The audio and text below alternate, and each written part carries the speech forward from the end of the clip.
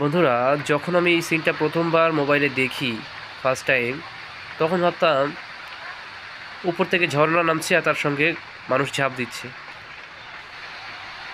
কিন্তু যখন আমি বাস্তবে দেখলাম জিনিসটা সম্পূর্ণ উল্টো। আর বাস্তবে ওরকমই লাগছে, দেখতে পাচ্ছ কত সুন্দর আর্ট করেছে একটা। দূর থেকে দেখলে এমনই লাগবে যে কেউ উপর থেকে ঝাঁপ দিচ্ছে সবাই। খুব সুন্দর একটা চমৎকার জিনিস। দুবাইয়ের মহল মধ্যে এমন এমন জিনিস আছে যা ধারণা করা যায় না, এমন এমন আর্ট করা রয়েছে।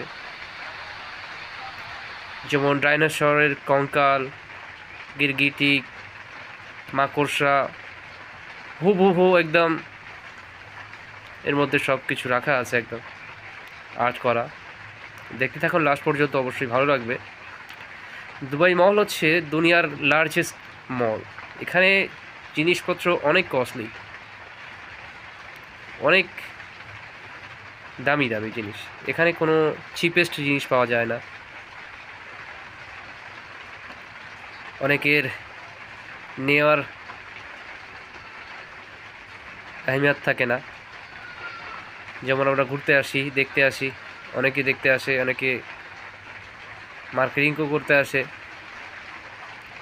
আর সবাই যে যার ছবি তুলতে ব্যস্ত।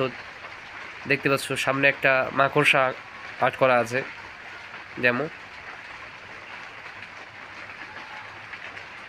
কত চমৎকারভাবে বানিয়েছে, দেখো খুব সুন্দর একটা আর্ট।